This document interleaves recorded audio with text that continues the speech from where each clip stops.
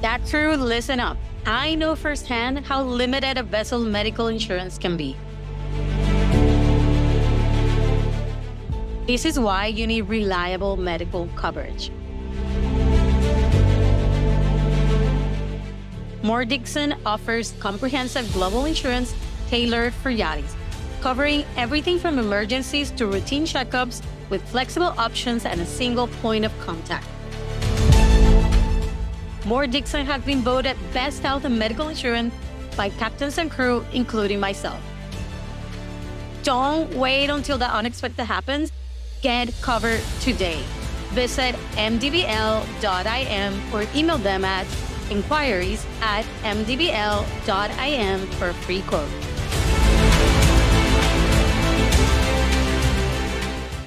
Today I'm joined by Ryan Melogy, maritime lawyer, advocate, and former seafarer, for a three-part series where we're going to unpack what really happens at sea when abuse, silence, and power collide, and what it takes to stand up against a system that protects it. And if you work in yachting, you'll recognize a lot of what we are about to talk about: the hierarchy, the isolation, and the lack of accountability, and how what's happening across other parts of the maritime industry is helping to drive change and empower all of us at sea. Ryan, welcome to the show. Oh my God, it's been years since I've been wanting to interview you, and when you called me a few months ago, I just couldn't believe it, to be totally honest. So welcome to the show. Thank you very much. Most people know you today through your work as a maritime lawyer, especially around the Midshipman X case, and for your advocacy addressing sexual harassment, assault, and abuse at sea through maritime legal aid and advocacy.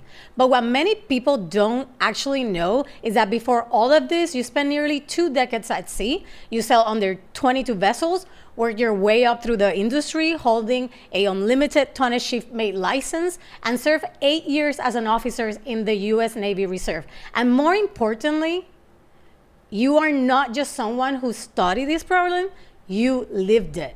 You experienced sexual harassment, psychological abuse, and witnessed things happening to others that you have described as unimaginable. And this didn't happen when you were young or inexperienced. This happened to you as an adult, with life experience, with a law degree, and as a man. Because I think that's something that the industry really struggles to understand, that these are not just women issues, this is a systemic problem. In one of our previous conversations, you told me something that really stayed with me, and I quote, "He started sexually harassing me within 5 minutes of being on board. I saw him assault cadets. I was trapped in a lifeboat when he groped me. I reported everything, and nothing happened. He was promoted." Take me back to that moment. When did it shift from something uncomfortable to realizing, holy fuck, this is happening to me and it's happening to others? So I boarded the Maersk Idaho. This is a vessel owned and operated by Maersk, one of the biggest, most well-known shipping companies in the world. And at the end of 2014, I was in my early 30s. I had not worked at sea for 5 years at that point. So I was going back into this after being out of the industry for quite a while. And the first 10 days on the ship, there was a chief mate. He got off, and then this guy, Mark Cinziano, came on when we were in Miami. And yeah, the first conversation that I had with him, he said something deeply inappropriate. He asked me what I had been doing. I told him that I had been an attorney. I had been working in New York, and I was kind of doing a reset. And he said, yeah, this is about the best way to make some quick cash other than sucking dick for it. Oh, my God. And I was sitting and, it's just like, I just met this guy. He doesn't know me. It was within 5 minutes of meeting him, and it's just something that just struck me like, wow, that's really an intense thing to say to somebody. And this is like ringing in my head afterwards, like, this guy's weird, At that point, am I thinking I'm being sexually harassed? No, I'm not thinking I'm being sexually harassed. I don't know what's going on. I just know I have a new boss, and he is a very weird guy who's saying some like pretty wild stuff. And I think that's the nature of sexual harassment, especially in a workplace at sea, is when you go to sea, you sort of get disconnected from land-based reality. There's a new reality that sets in, this reality that is with this small space with the people that you're working with. And things it starts to develop, you don't necessarily recognize that it's sexual harassment. You might not even necessarily recognize that it's deeply inappropriate because it's the only context that you happen to have at that time, right? But, over the days and weeks, his behavior just continued to escalate, until eventually, it became physical and he began assaulting people. So if you ask me what was the first time, the first indication is the absolute first time that I met this guy. But yet you doubted yourself. And it wasn't until it was a repeat pattern that you kind of, everything clicked. Yeah, I was so wrapped up in just relearning the job and just trying not to make mistakes and just there was a fire hose of information coming at me as I was reintegrating to doing this job after 5 years of not doing it, that I was just trying to kind of survive and not get fired. So, but then it just continued to escalate. And then when was that specific moment that you realized, okay, this is harassment, this is some sort of abuse, and I have to do something about it? So I saw there was two cadets from the U.S. Merchant Marine Academy who were on the vessel, and his behavior towards the deck cadets was absolutely outrageous. It was, especially towards the deck cadet, it was just a very intense kind of bullying, psychological abuse, all of it with some kind of sexual context to it. And then at one point I was on the bridge and he came up behind the deck cadet, who was 19 years old. This is the first ship he's ever been on. Grabbed him from behind, wrapped his arms around him and began humping him, began simulating, a sex act on him very aggressively. And I watched this kid, I was, sitting behind the chart table. I watched this kid. I saw his face. I saw he was being sexually attacked. And it was absolutely shocking. And it was just something that, it wasn't funny to him. It wasn't funny to me. And nobody tried to stop him in that moment. Yeah, you would say I didn't try to stop him. That would, I would have been the person in the best position to stop him. I didn't do anything. I didn't say anything. I didn't know what to do or say. It was so shocking and outrageous. And it's just, I'd never seen anything like that. I'd never experienced anything like that. So there was a process of just trying to understand what I had seen, trying to understand what this was. Like, what is this? Is this sexual abuse? Is the chief mate of the Maersk container ship committing a crime on the bridge of the ship in front of the second mate, in front of other people? Or is this not as serious as I'm thinking it might be? What is this? And then you mentioned the lifeboat incident. I had been on the vessel with Stenziano for over a month. We were in Salalah, Oman, and we were testing the lifeboat. It was an enclosed lifeboat. You have to periodically test them. It's one of the most dangerous things that you do on a vessel. I was in the lifeboat. It was extremely hot. We're in Oman. We're in the Middle East. And it wasn't even my job. It was actually the third mate's job. He was a safety officer. But Stenziano set it up so that I was in the lifeboat with him. He was sitting right next to me. We were strapped in with harnesses to the lifeboat. He was on my right side.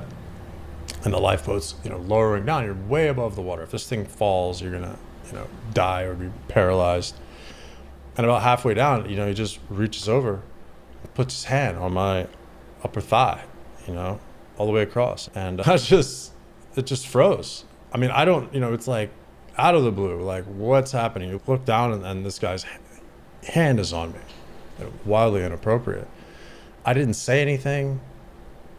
I didn't know what to do. Again, it's like this instinct to freeze, which is what happens to a lot of people in these situations, because you just don't have any context for how to respond to something like this. Throughout that, after a few seconds, he took it off. And then, I was sitting there, my mind racing, trying to process, what just happened to me? Again, did my boss just grope me? Was I just sexually assaulted? Is this a joke? can it be a joke and that at the same time? Like, what just happened to me? And my mind just, racing between just like rage and confusion and calm. And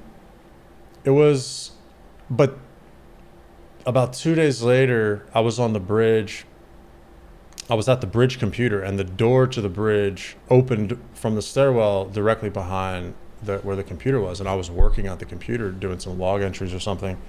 He opened the door, came up behind me, and slapped me very hard up under my ass and yelled, "Oh, got a good one there," and then like ran off. And that's when everything like really clicked. It was an understanding of the pattern that was developing, of that this was like very intentional. This guy wanted to put his hands on me.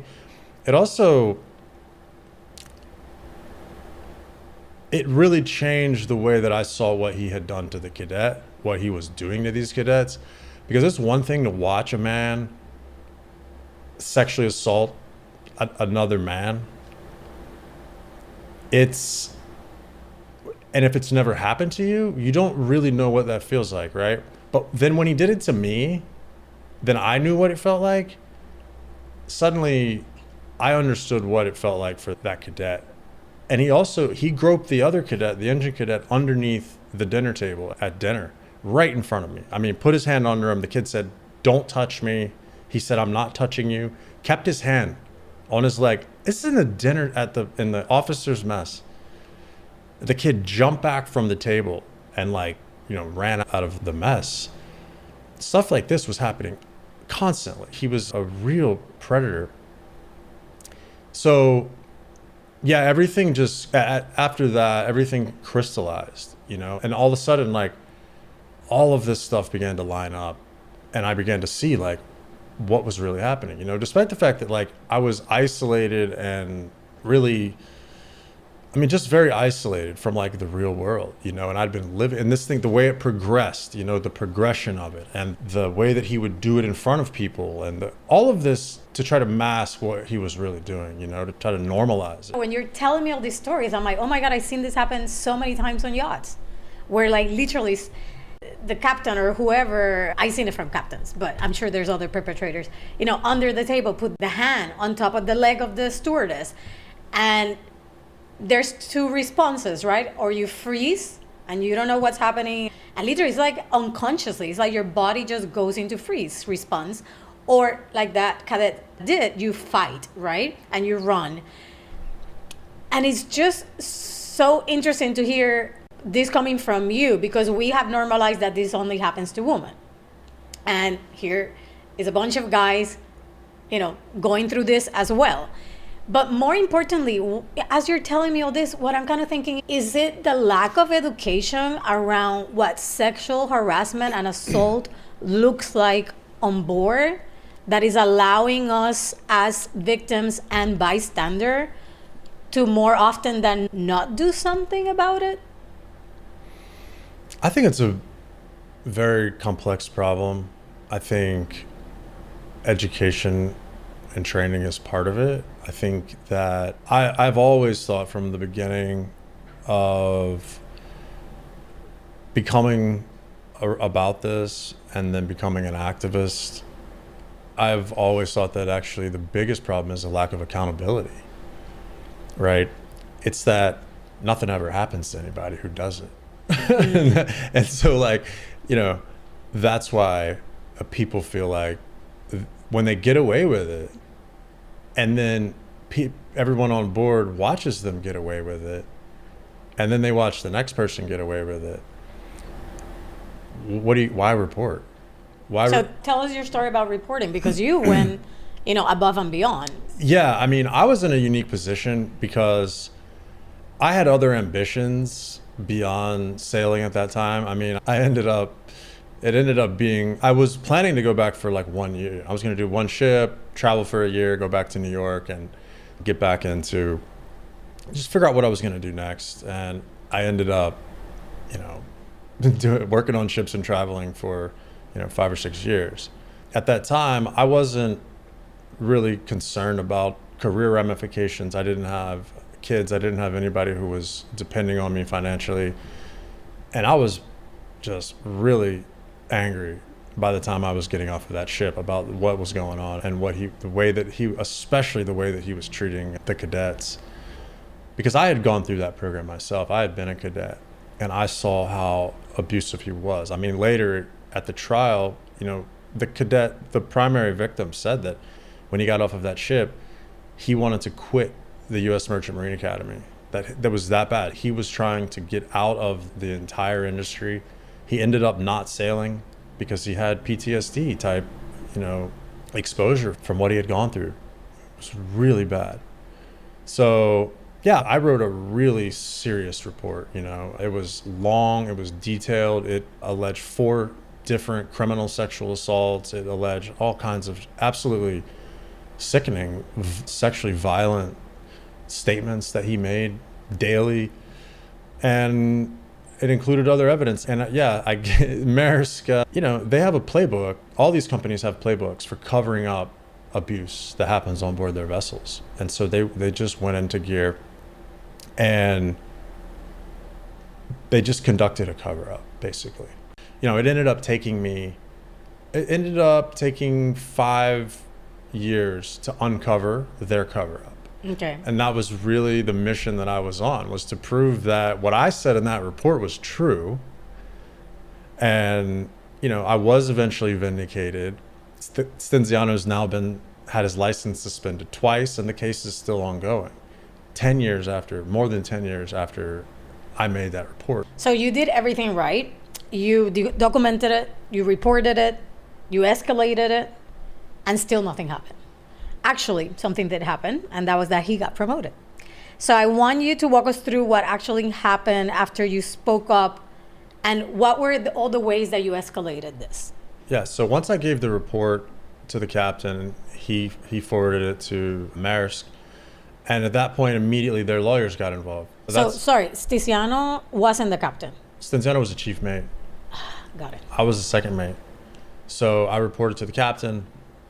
The captain was he was just upset. He was just angry about the fact that he had to deal with this. He was angry about the fact that I had, the gall to report the chief mate. I mean, and the captain witnessed any of this? How dare I? That captain had just arrived. So I don't know if he had really witnessed any of it.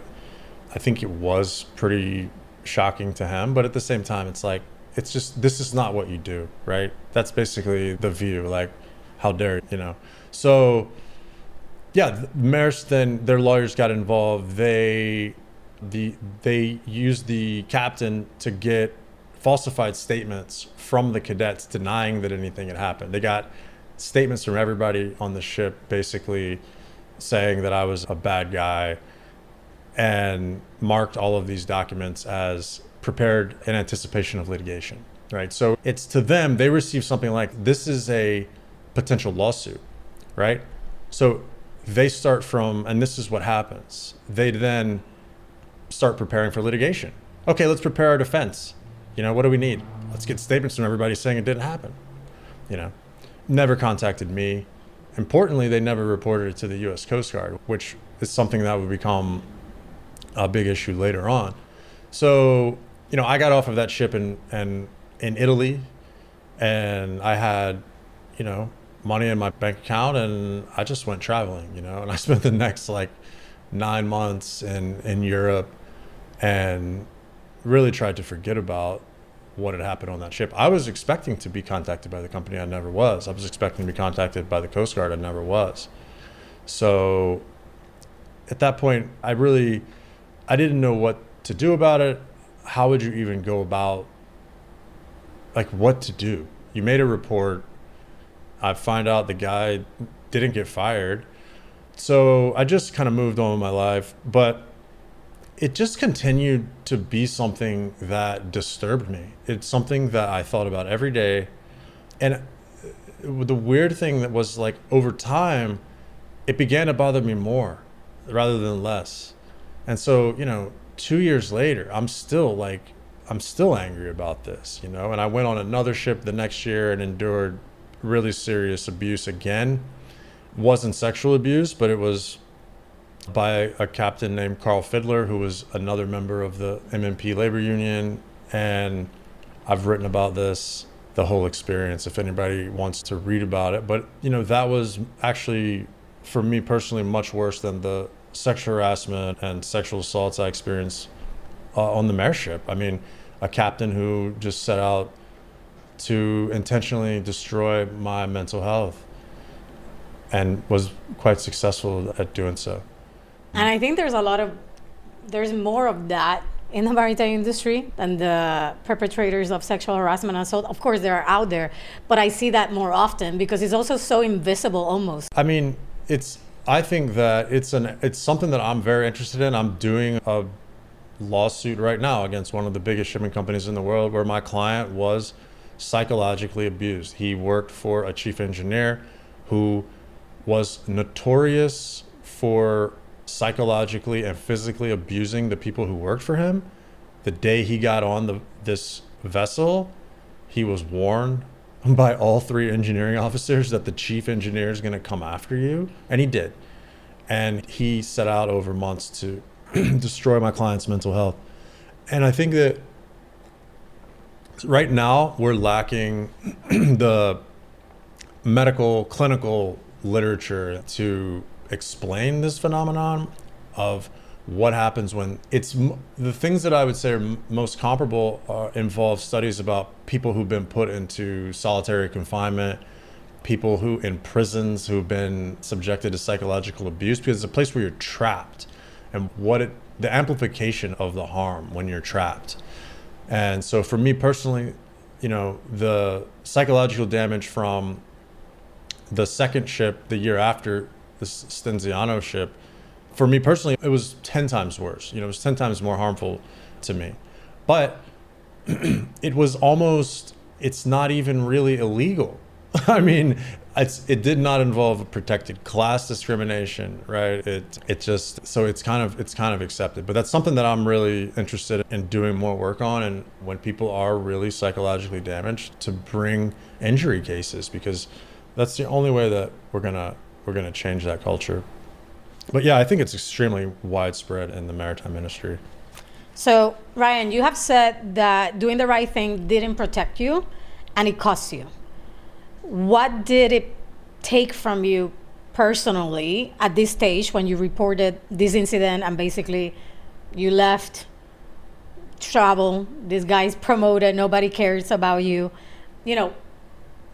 What happened to you? What did it take from you personally to come forward? Yeah, so I came forward in stages, and I think that's probably normal, right? It's like giving the report to the captain on the ship is coming forward in a way.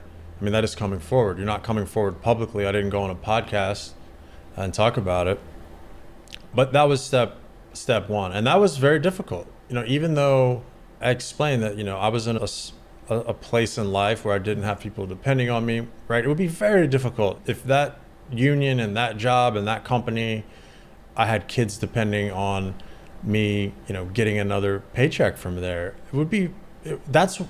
People probably could not do it. They would just have too much to lose to report it.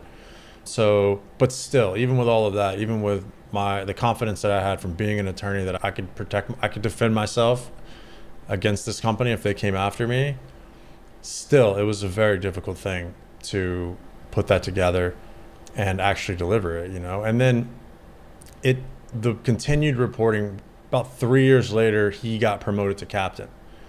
Maersk promoted him. They kind of waited until the civil statute of limitations had run and then thought, okay, we're not going to get sued, so we can promote him to captain now.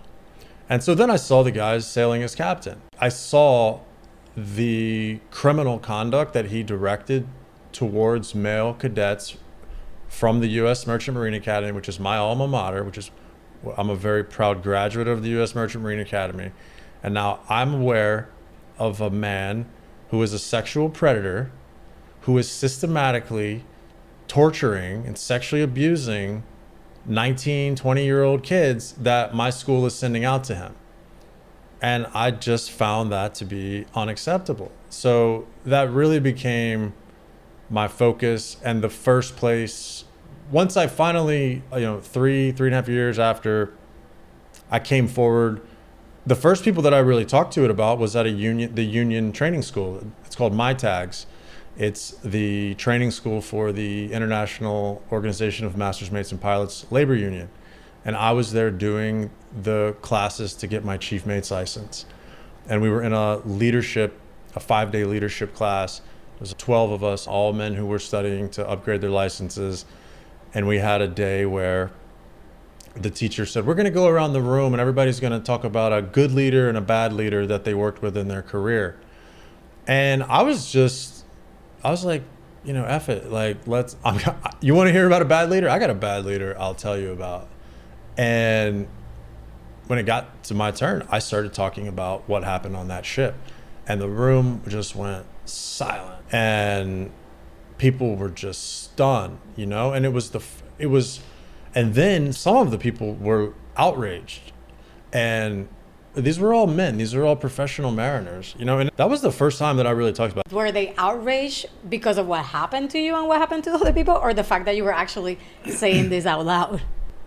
They were outraged over what he did. Oh, okay. Of course, I wasn't using his name. And so that would become an issue. Some of them, once they found out his name, it turned out they were friends with him. And then they were upset that I was considering reporting him again.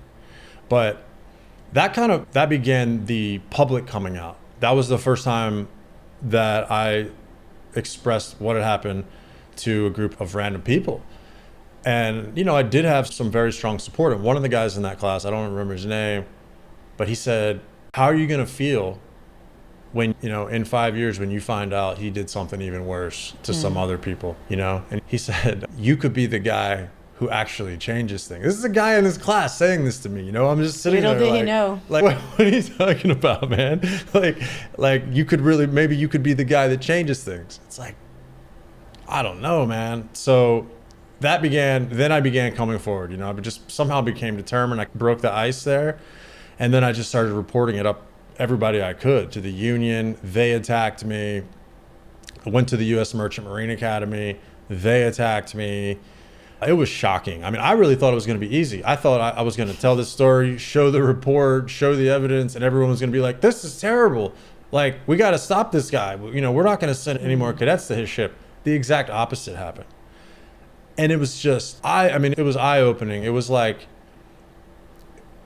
I began to understand that the entire ecosystem, all of the entities that, the shipping company, the labor unions, the maritime academies, the insurance companies, the government agencies that gave out the subsidies, you could just go on and on.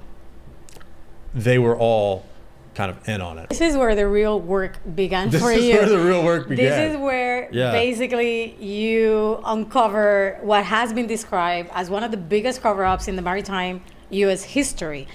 And that's where we're going next. All right. So see you on the next episode. To everyone listening, especially those of you who are working at sea, if anything in this episode resonated with you, you're not alone.